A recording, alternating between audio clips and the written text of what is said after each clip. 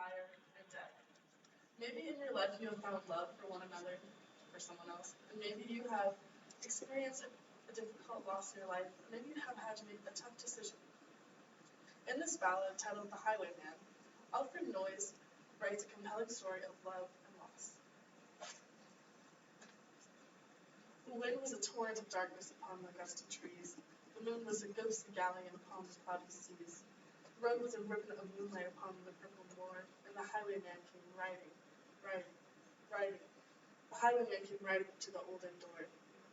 Over the cobbles he clattered and clashed in the darkened yard. He tapped with his boots on the shutters, but all was locked and barred.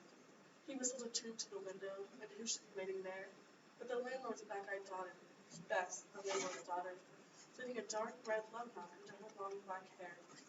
And dark in the dark inn yard, a stable with good paint, where Tim the ostler listened, his face was white with heat.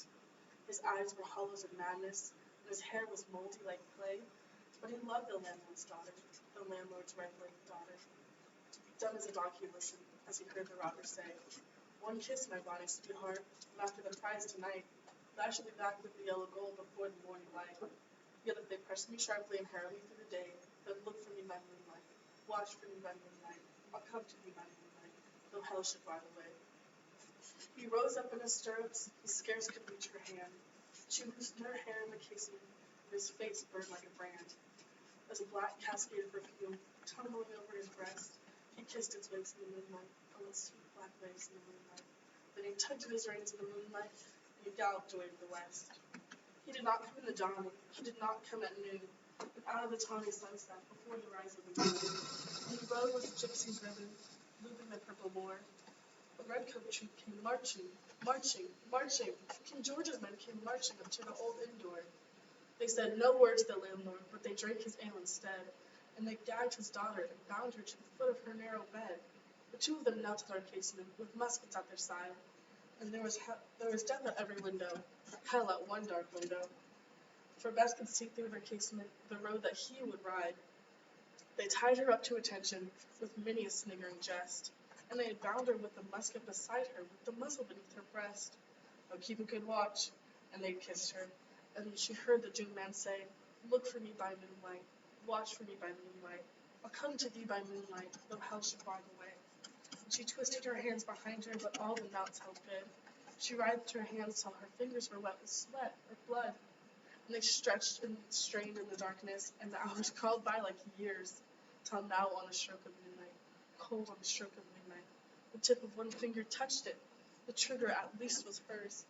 The tip of one finger touched it, and she strove no more for the rest. Up, she stood up to attention with the muzzle beneath her breast. She would not risk their hearing, she would not strive again, for the road lay bare in the moonlight, blank and bare in the moonlight, with the blood in her veins in the moonlight throbbed to her lungs refrain. Had they heard it? Her horse were getting clear? In the distance lay death that they did not hear?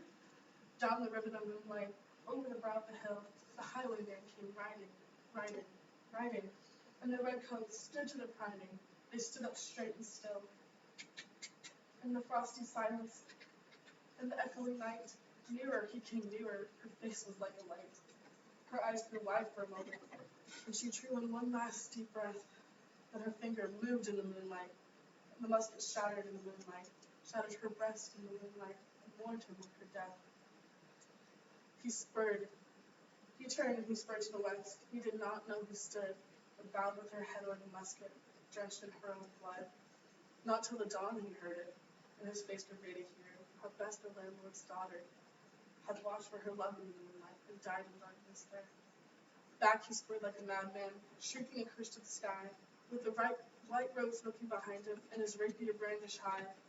Blood red were his spurs in the golden moon, and wine red was his velvet coat, and they shot him down on the highway, down like a dog on the highway, as he lay in his blood on the highway, the bunch of lakes at his throat.